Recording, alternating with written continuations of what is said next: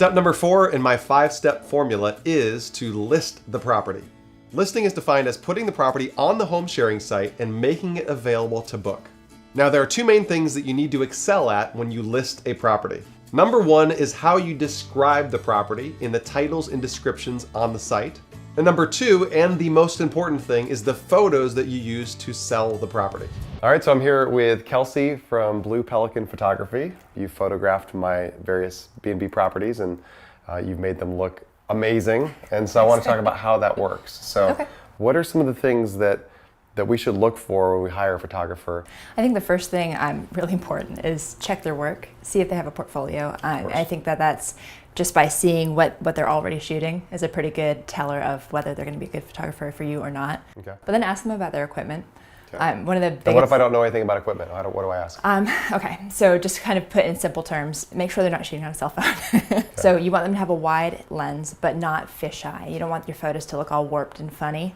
But the difference in equipment is a wide angle lens is able to capture more than 2 walls of the room. Okay. And let's talk about cost. So depending on where you are in the country, the cost can vary wildly. How do people charge generally? How do photographers charge for their work when they're doing real estate photography? Where we are, prices range between $100 to like $350. Okay. And we charge based on square footage, so that's a really good kind of tell. So we're in that range. I would say that the average B&B'er, that's equivalent to like 1 extra night on the calendar, maybe 2 extra nights on the calendar. So there's absolutely no excuse if you think that those photos are going to get you 1 or 2 more nights booked in a year.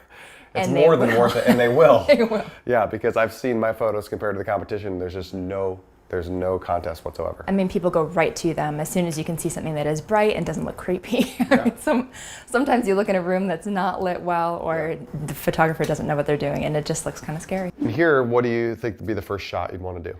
I'd want to get the whole room, so I'd probably go to one of the corners. That way I can get the TV, so you can see the door, but then also the couch, so you know you're in a living room. Absolutely. We want to get all that in this beautiful shiplap wall here. Yeah, exactly. But the question is, do I turn this TV on? What do I do here? Leave it off. Off? Yep, okay. Leave it off. I mean, if it's on, all it's going to do is throw a weird color, and it's not going to pick up that well, and personally, on camera. Is it going to be boring to just have a black TV there, or are we going to... Well, it will if I leave it that way, but again, ask your photographer because you can put anything on the TV. We'll put a nice image on this TV right after. Yeah, something of local would probably be a good idea. Okay, great. And depending on the size of the room, I would set up either sometimes against the wall. Okay. Sometimes I could be right here on a tripod, but that way I can get into the other room and the rest of the kitchen. So you think we're going to be able to get this whole thing, like all the way from that room to here? Again, that's the beauty of not a cell phone. All right, I love it. Great. Yeah. So yeah, I set up so you can see, again, more than 2 walls. That's usually my goal. And the advantage of having the 2 rooms in the one shot is it tells people the orientation from room to room, where if you don't have that kind of shot, they don't know where's the kitchen in relation to the living room. Whereas the thing that I've noticed with your photography is I can see myself walking through the property, but based on the way you photographed it. It gives them a sense of context so that they can look and kind of, again, walk through. A lot more depth, because you're seeing from one side of the house all the way to the other. Yeah, exactly. So you know what house you're renting. Yeah. Great.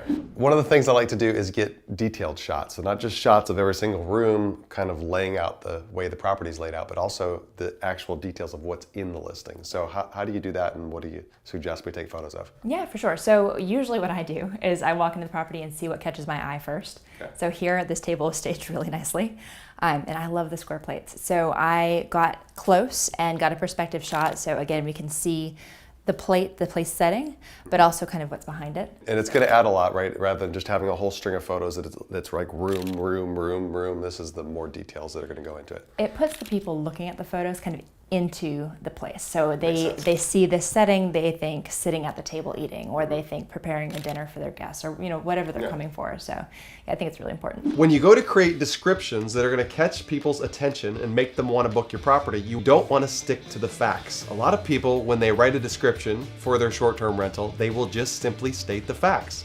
3-bedroom, 2-bath house, 5 miles from town. That's a horrible way to describe a property. What you want to do is you want to paint a picture the same way that we did it when we staged the property. For example, one of the descriptions I have on one of my listings is, "Welcome to your own private hideaway. A lovingly renovated 3-bedroom cottage that's turned into your peaceful home away from home." So the idea here is that you're making your guests feel like they're on vacation rather than just simply renting a place.